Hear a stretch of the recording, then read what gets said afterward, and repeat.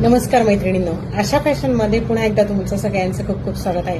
मैत्रिणींनो, जसं की तुम्हाला माहिती आहे, जस्ट आत्ताच राजा राणीचं नॅशनल ब्लाऊज कॉम्पिटिशन झालं आणि त्याच्यात मी पार्टिसिपेट केलं होतं. हे तर आतापर्यंत सगळ्यांना कळालेलंच आहे.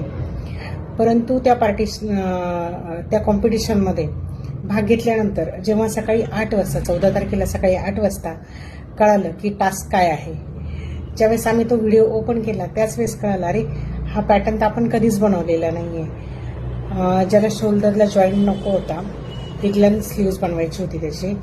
तर मी तेव्हाच ठरवलं की नाही, आपण जो बनवलेला नाहीये त्याच्यात वेळ व्यर्थ घालवण्यात मजा नाहीये.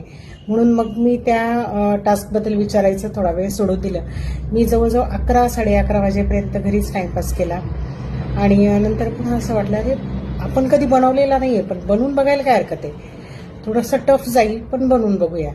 आणि थोडा जर विचार केला असता इतर महिलांनी किंवा ज्यांनी पार्टिसिपेट केलंय त्यांनी, की तुम्ही जरी तो बनवलेला नव्हता कधीच, तर प्रिया मॅमनी तो व्हिडिओ जो आहे पॅटनेकचा तो युट्यूबवर आधीच लाईव्ह टाकलेला होता, पूर्ण स्टेप बाय स्टेप.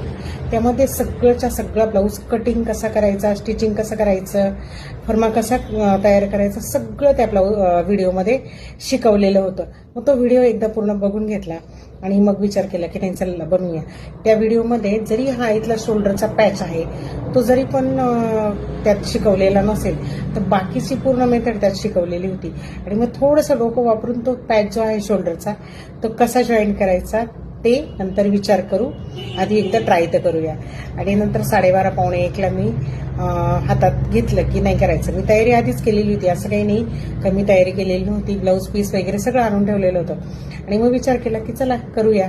आणि मग करता करता थोडंसं आणि मग विचार केला की त्यांनी खूप सिम्पल तो ब्लाऊज बनवलेला होता. त्याला जास्त काही तामझाम केलेलं नव्हतं किंवा लेस वगैरे इकडून तिकडून असं झँकी पँकी त्यांनी काही बनवलेलं नव्हतं. मग आपण पण तसंच बनवूया. मी काही खूप झँकी पँकी बनवली, पण फिटिंग अतिशय सुंदर आलेलं आहे माझ्या ब्लाऊजचं. स्लीव्ज जर बघाल तुम्ही तर एकही रिंकल त्या स्लीव्जवर येत नाहीये. मी जे विनर्स आहेत त्यांचे जे बघितले की नंतर 40च्या पुढचे जे काही विनर आहेत त्यांच्या स्लीव्जला बऱ्याच रिंकल आहे, परंतु त्यांचं बॉडी फिटिंग बघितलेलं असेल कदाचित त्याच्यामध्ये, किंवा त्याच्यामध्ये त्यांनी फिनिशिंग बघितलेलं असेल. त्यांचा क्रायटेरिया आता त्यांनाच माहिती. त्यांनी खूप छान तसं नंबर काढलेले आहेत सगळे. परंतु बघा, कुठेतरी हार असते, कुठेतरी जीत असते. प्रत्येक ठिकाणी आपली जीत होईल असं नाहीये. आपण हारलोय म्हणजे कोणीतरी जिंकलेला आहे आणि त्याचा आनंद आपण सेलिब्रेट करायला हवा. मी ज्यावेळेस राजा राणीच्या ऑफलाईन ब्लाऊज मास्टरी कोर्समध्ये गेलेली होती त्यावेळेस मी तिथे प्राइज मिळवलेलं होतं आणि ती माझ्यासाठी खूप अभिमानाची गोष्ट होती. याही वेळेस मी मिळवलं असतं प्राइज, परंतु मी थोडेसे एफर्ट्स द्यायला हवे होते. मी जर टाइमपास न करता त्याच्यामध्ये अजून थोडंसं क्रिएशन केलं असतं, क्रिएटिव्हिटी दाखवली असती माझी, तर नक्कीच मला प्राइज मिळालं असतं. पण हरकत नाही, नेक्स्ट टाइम मी अजून जास्त प्रयत्न करेल आणि जास्त सुंदर ब्लाऊज बनवायचा प्रयत्न करेल. फिटिंग फिनिशिंग तर बेस्टच होती, परंतु क्रिएटिव्हिटीमध्ये मी कमी पडले. मी वेळ दिला नाही जास्त त्या कॉम्पिटिशनला. तिथे माझी चूक झाली आणि ही चूक केव्हा कळली, जेव्हा आपण इतरांचे ब्लाऊज बघितले तेव्हा आपल्याला कळालं. तर ठीक आहे, चला हरकत नाही.